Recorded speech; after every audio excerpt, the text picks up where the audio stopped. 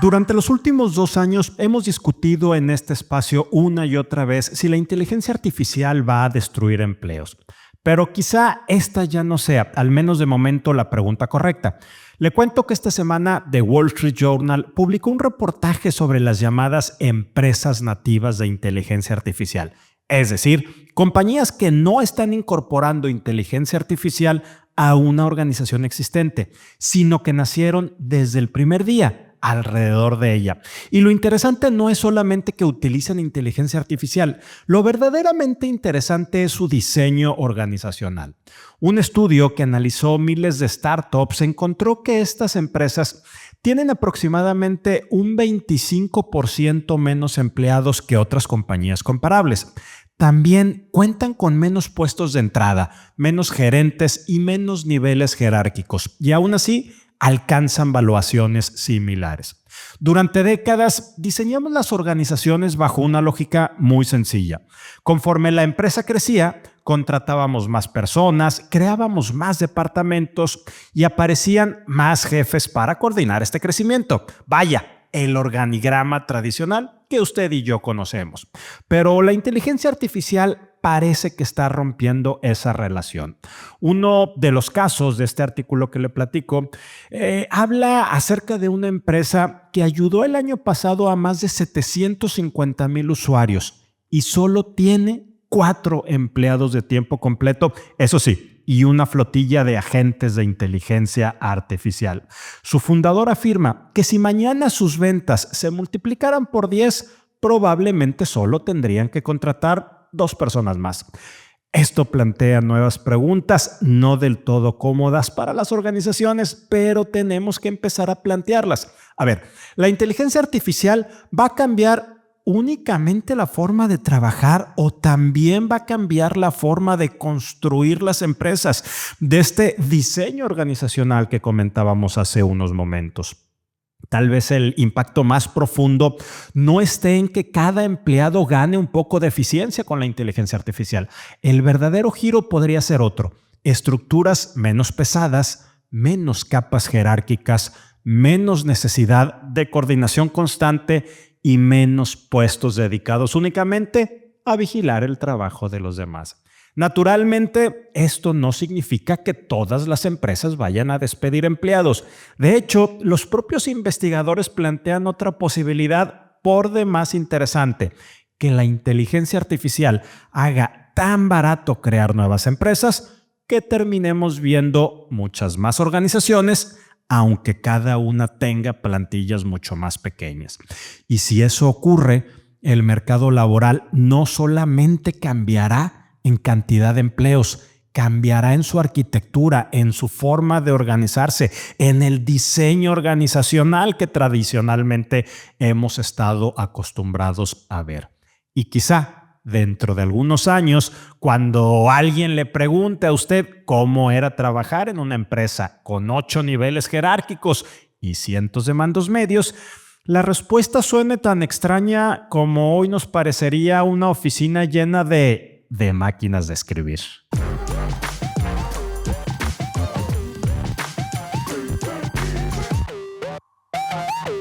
Think Talent presenta People Trends a Human Leader con Rogelio Segovia. Te damos la bienvenida a este espacio en el cual analizaremos los aspectos más relevantes del mundo empresarial, del talento y las tendencias del mercado, así como el impacto que tienen en el presente y futuro de las personas. Gracias por acompañarnos. Bienvenidos a People Trends, un espacio que explora los aspectos más relevantes del talento y del trabajo. Hoy es martes 21 de julio y este es nuestro episodio número 134. Y este domingo terminó finalmente el Mundial de Fútbol, luego de que España derrotara a Argentina y conquistara por segunda vez en su historia la Copa del Mundo. Habían transcurrido los 90 minutos reglamentarios de Argentina, campeona defensora y todavía comandada por el genio de Lionel Messi, no había conseguido realizar un solo disparo a puerta. Fue hasta el minuto 106, apenas comenzada la segunda parte de la prórroga, cuando Ferran Torres anotó el único gol del partido y le dio el título a la Roja. 3 países anfitriones, una cifra sin precedentes de 48 selecciones y 104 partidos después, el Mundial ha terminado. Pero mientras termina el fútbol, nosotros seguimos aquí. Yo soy Rogelio Segovia, gracias por acompañarnos.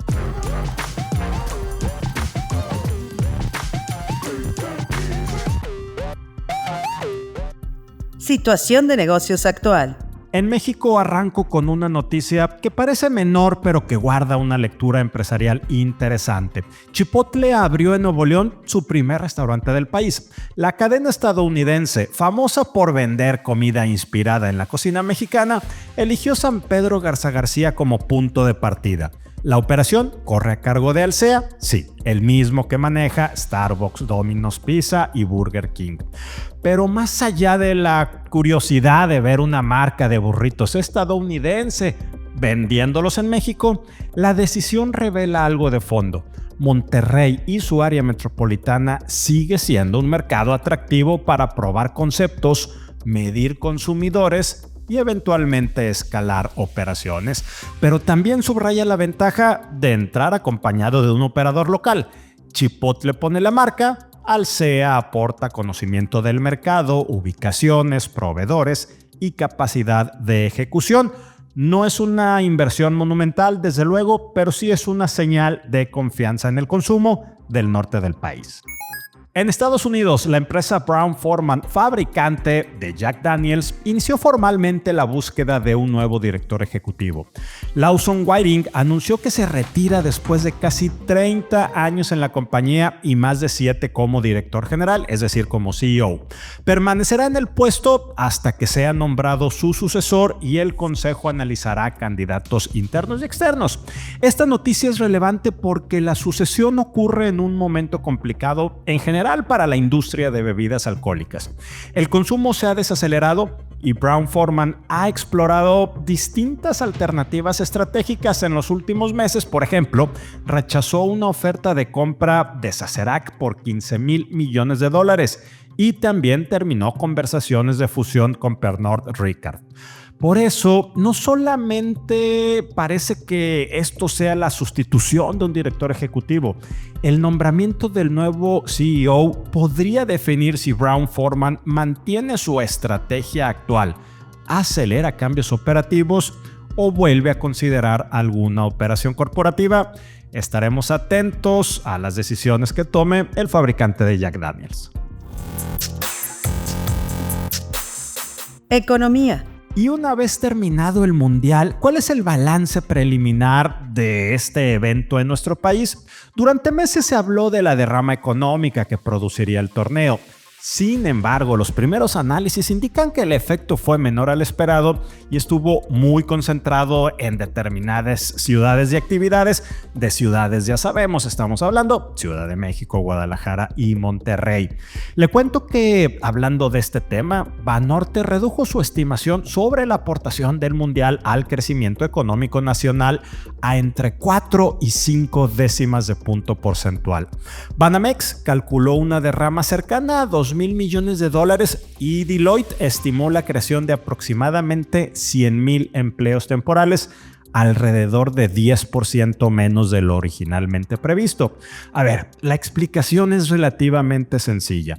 Un gran evento puede llenar estadios, restaurantes y zonas turísticas durante algunas semanas, pero no resuelve los problemas estructurales de una economía de nuestro país.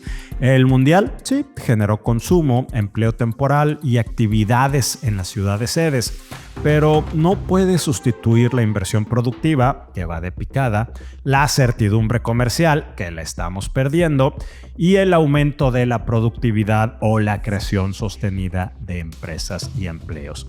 Derrama económica no es lo mismo que crecimiento económico. La primera, produce movimiento durante algunas semanas y, como dijeron algunos expertos, solamente fue una transferencia económica de unas áreas a otras. Es decir, la gente dejó de invertir en determinadas cosas y ese mismo monto lo movió a otras cosas relacionadas con el Mundial. La otra, lo que es el crecimiento económico, requiere inversión, productividad y certidumbre durante muchos años. Y el mundial definitivamente ni generó ni puede generar esto en nuestro país. En Estados Unidos, la inflación de junio bajó más de lo esperado. Ya ve que la semana pasada platicábamos que todavía no teníamos listos estos datos. Pues aquí están y le cuento que el índice de precios al consumidor cayó 0.4% mensual y la inflación anual se redujo de 4.2% a 3.5%. La inflación subyacente, que excluye alimentos y energía, se ubicó en 2.6% anual. Este es un dato desde luego que positivo, pero nuevamente hay que revisar los detalles. Buena parte de la reducción estuvo relacionada con menores precios de gasolina y energía, es decir, puede haber una mejora real, pero también un componente temporal asociado con los mercados energéticos. Para la Reserva Federal, en aquel país, el dato reduce la presión inmediata para aumentar las tasas, pero no significa que el problema esté completamente resuelto, especialmente porque los conflictos geopolíticos pueden volver a elevar rápidamente los precios del petróleo y ya lo hemos visto en las últimas semanas, una vez que han iniciado las escaramuzas entre Irán, Estados Unidos e Israel. Y esto también evidentemente implicaría e impactaría el transporte y a otros insumos. Y finalmente, dejando Estados Unidos y moviéndonos a China, le cuento que este país reportó que su economía creció 4.3% anual durante el segundo trimestre. Esto está por debajo del 5% registrado en los primeros 3 meses del año y también por debajo de lo esperado por los analistas. De hecho, este fue su menor ritmo de crecimiento desde finales del 2022. La principal debilidad en China sigue estando en la demanda interna. Las exportaciones y la producción industrial mantienen cierto dinamismo, especialmente en vehículos y vehículos eléctricos, tecnología y productos relacionados con inteligencia artificial. Pero los consumidores chinos continúan gastando poco y el sector inmobiliario sigue deprimido. La paradoja china es cada vez más clara. El país conserva una enorme capacidad para fabricar y exportar, pero enfrenta dificultades para convencer a sus propios ciudadanos de consumir e invertir. Y esa debilidad no es solamente un problema chino. Una desaceleración de la segunda economía más grande del mundo termina afectando materias primas, comercio, manufactura y crecimiento global. Talento. El día de hoy, Ginny Dorado nos propone reflexionar sobre un tema que muchas organizaciones están enfrentando: las reestructuras. Pero no desde la perspectiva tradicional de recortar puestos o reducir costos, sino desde una pregunta mucho más importante: ¿cómo podemos rediseñar una organización para que realmente funcione mejor y no solamente para cumplir una meta de headcount? Escuchemos a Ginny. Hola, un gusto coincidir de nuevo en este espacio para hablar desde la experiencia en liderazgo, talento y cultura, haciendo cable a tierra con el negocio. Hay una palabra que suele generar preocupación dentro de las organizaciones: reestructura. Y cuando alguien la escucha, seguramente te ha pasado, normalmente piensas en despidos. Pero una reestructura bien hecha no empieza preguntando a quién vamos a sacar. Empieza preguntando qué organización necesita el negocio para competir en los próximos años. En Think Talent hemos acompañado diversos procesos de efectividad organizacional y hemos comprobado que las reestructuras no siempre tienen el mismo objetivo. Generalmente responden a 4 grandes necesidades. Las voy a compartir y ve identificando en dónde está tu organización. La primera es optimizar costos laborales, cuando la organización necesita recuperar rentabilidad. La segunda, ganar eficiencia y agilidad, simplificando estructuras para responder más rápido a un mercado cada vez más competitivo.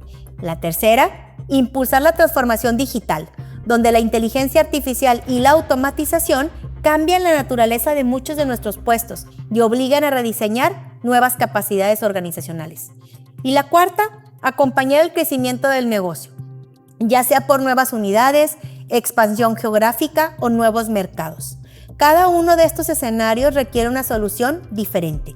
Sin embargo, Uno de los errores más frecuentes es comenzar preguntando qué puestos desaparecen. Y esa debería de ser casi la última pregunta. Primero hay que definir estrategia, después diseñar la estructura que hará posible dicha estrategia, identificar capacidades críticas, eliminar duplicidades, definir una gobernanza clara y revisar posiciones críticas y de sucesión. Y entonces sí, teniendo todo lo anterior, decidir cómo va a evolucionar la organización. Galbraith, creador del Star Model, afirma que una organización no cambia únicamente modificando su organigrama. La estrategia, la estructura, los procesos, las personas y los incentivos deben estar alineados para generar resultados. Por eso, una reestructura nunca debe de ser un proyecto exclusivo de recursos humanos. Es una decisión estratégica del negocio. También debemos entender que al hacerlo mal puede ser mucho más costoso que no hacerla. Cuando estos procesos carecen de metodología y una adecuada gestión del cambio, se deteriora la confianza, se afecta la marca empleadora de la empresa, aumenta el riesgo de perder talento clave y se debilita la credibilidad del liderazgo y del área de recursos humanos. McKinsey ha documentado que muchas transformaciones organizacionales fracasan no por el diseño de la estructura, sino por una implementación deficiente y por la falta de alineación del liderazgo. Además, las organizaciones con una alta salud organizacional tienen hasta 3 veces más posibilidades de superar financieramente a sus competidores. Finalmente, hay algo que considero que es indispensable. Es importante tener siempre una mirada externa, no porque tenga todas las respuestas, sino porque ayuda a cuestionar decisiones, identificar sesgos y convertirse en ese abogado del diablo que asegura que prevalezcan los intereses de la organización sobre los intereses personales. Te voy a dejar 3 preguntas. ¿La estructura de tu organización responde al negocio que tienes hoy o al negocio que quieres construir mañana? ¿Tus puestos existen porque generan valor o porque siempre han existido o por la persona que la ocupa actualmente esa posición? Y la más importante, si hoy diseñaras tu empresa desde cero, con la estrategia actual y las herramientas tecnológicas que tienes, ¿crearías exactamente la misma organización? Una reestructura, recuerda, no consiste en reducir personas, consiste en diseñar una organización capaz de crear más valor para el negocio. Nos vemos, hasta la próxima. Cultura. Isca González nos habla de una forma de discriminación que muchas veces pasa desapercibida porque lo hemos normalizado dentro de las organizaciones. Estoy hablando del edadismo. ¿Por qué seguimos asociando ciertas edades con mayor o menor capacidad para trabajar? Y sobre todo, ¿qué costo tiene ese prejuicio? Porque eso es un prejuicio para las empresas. Escuchemos a Isca. En México, solo 18% de las empresas tiene una agenda de diversidad y de ese porcentaje, solo la mitad incluye el tema del edadismo o discriminación por edad. Estos datos, amigos, son de acuerdo con la ONG Gafas Plateadas. El edadismo limita oportunidades laborales a personas mayores de 35 años y aunque implica sanciones económicas, porque en la Ley Federal del Trabajo dice que no se puede discriminar por edad, que no deberías publicar un límite de edad en las vacantes, son los prejuicios y los estereotipos lo que han normalizado este tipo de discriminación, que, ojo, también aplica a personas que se perciben como muy jóvenes o inexpertas. Fíjense, amigos, les voy a contar. Todavía soy consultora de atracción de talento. Las personas y algunas empresas me siguen buscando para apoyarlos con reclutamiento. Entonces, la semana pasada, esto que les voy a decir es completamente real. La semana pasada me buscaron para hacerme una solicitud de unos perfiles a contratar. Entonces, pues, como toda buena reclutadora, pregunté por los requisitos. Y mis ojos, quiero que se imaginen así como los abrí cuando leí preferentemente no mayores de 40 años. ¿Por qué, amigos? Y aquí creo que la gran reflexión el día de hoy es, vamos a hablar del trabajo más difícil en reclutamiento, en recursos humanos y para las personas que realmente sabemos que no se debe discriminar y mucho menos por la edad. En reclutamiento el trabajo más difícil es cuestionar a los gerentes cuando te dan este tipo de requisitos. confrontar, porque a veces es necesario, o también cuestionar a los colegas en recursos humanos, sobre todo en las empresas transnacionales que tienen divididas funciones, como literalmente el HR Business Partner, después la persona de atracción de talento, está la gente de Total Rewards, etcétera. Entonces, lo más importante aquí es analizar, más allá de todo lo que podamos leer en los periódicos, en reportes como estos de las ONGs, es en la realidad, es el cambio verdadero que inician las empresas pequeñas, familiares, grandes, transnacionales. Cuando realmente tú como reclutador primero te atreves a preguntar ¿por qué me estás pidiendo este requisito? Y se los digo yo que he levantado la mano muchas veces y preguntado ¿por qué? En la mayoría de los casos, en realidad no es precisamente la edad, sino es, como decíamos al principio, un prejuicio. El líder que va a contratar piensa, se anticipa a pensar por la persona que va a entrevistar, ni siquiera le hemos contratado, y entonces piensa, es que el sueldo es muy bajo para alguien mayor, seguramente no va a saber usar el sistema, es que ya vienen maleados del mercado. Esto que les estoy diciendo son palabras exactas que me han dicho gerentes que contratan. Entonces, ahí lo importante es recordarles, la gente decide si acepta el sueldo o no. Por eso también, por cierto, es tan importante hablar ya de transparencia salarial. La gente sabe si lo acepta o no. Un sistema se puede enseñar. Y lo más importante entonces en estas conversaciones que son súper difíciles, pero son necesarias, es esto que está pasando es un sesgo. Es un sesgo. Hay que ser sumamente objetivos. Tenemos una empresa, hay que dar resultados, tenemos claridad de cuáles son los requisitos específicos del puesto, no el sesgo. Entonces, amigos, si ustedes trabajan en recursos humanos, si tienen el poder de implementar algo en su organización, sin duda los invito a que sea un entrenamiento para hacerse muy conscientes de qué sesgos existen en la organización, traerlos a la realidad, verlos con ejemplos reales, cómo está sucediendo y sobre todo recordar que sí se puede evitar. Se puede controlar cuando eres consciente del sesgo que tienes, sobre todo porque impacta mucho en la organización, incluso en un tema legal. Que no se nos escape. El día de hoy, Yeshua Gómez nos trae un cambio importante para las empresas y quienes administran personal. El IMSS, el Instituto Mexicano del Seguro Social, publicó un nuevo acuerdo mediante el cual la firma electrónica del SAT se convertirá en el único certificado digital válido para realizar diversos movimientos afiliatorios y para la vinculación de representantes legales a través del escritorio virtual. Escuchemos el análisis de Yeshua Gómez. Esta semana el Instituto Mexicano del Seguro Social publicó un acuerdo que, aunque pasó un poquillo desapercibido, va a tener un impacto importante para las empresas que realizan trámites electrónicos ante el instituto. Y esto porque a partir de ahora, la e-firma emitida por el SAT va a ser el único certificado digital válido para realizar movimientos afiliatorios y demás trámites electrónicos ante el IMSS. Esto significa que el tradicional certificado digital del IMSS, el NPIE, desaparecerá gradualmente y va a dejar de utilizarse. Pero quizá el cambio más relevante está en la representación legal. Desde ahora, la vinculación de representantes legales, administradoras o personas autorizadas para actuar a nombre de una empresa únicamente se va a poder realizar mediante el escritorio virtual del IMSS, y tanto el representante como el representado deberán de autenticarse utilizando su propia e-firma.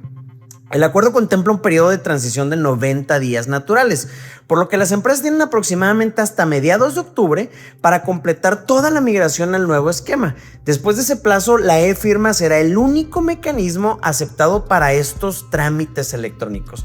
Ahora bien, ¿qué recomendamos para este efecto? Más que esperar hasta el último momento, vale la pena que las empresas revisen desde ahora que la e-firma del patrón se encuentre vigente, que los representantes legales también cuenten con una e-firma vigente, que las facultades y vinculaciones en el escritorio virtual estén correctamente actualizadas y que también los equipos de nómina, recursos humanos y cumplimiento conozcan este cambio para evitar contratiempos en los movimientos afiliatorios. En apariencia es una medida de simplificación administrativa, pero también fortalece la seguridad jurídica de los trámites electrónicos y reduce el uso de certificados emitidos exclusivamente por el IMSS, Todo esto homologando el sistema con la e-firma del SAT. En resumen, no se trata de un nuevo trámite ni de nuevas cosas que hay que hacer ni nada, ¿no? Pero es un cambio en la forma de autenticar la identidad de quienes realizan actos ante el IMSS. Conviene prepararse con anticipación para evitar que, una vez concluido el periodo de transición, algún movimiento quede detenido por no contar con la e-firma o con la representación correctamente vinculada. Nos escuchamos la próxima semana acá en el People Trends. Y así cerramos el episodio número 134 de People Trends. Gracias por acompañarnos este martes 21 de julio. Recuerde por favor seguirnos en Spotify, Apple Podcast, Amazon Music o en su plataforma favorita y también de activar la campana para recibir notificaciones de los nuevos episodios. Soy Rogelio Segovia, me encuentra en X como @Rogelio Segovia y en mis columnas del newsletter de Human Leader de manera semanal y del periódico El Norte de Grupo Reforma de manera quincenal. Gracias.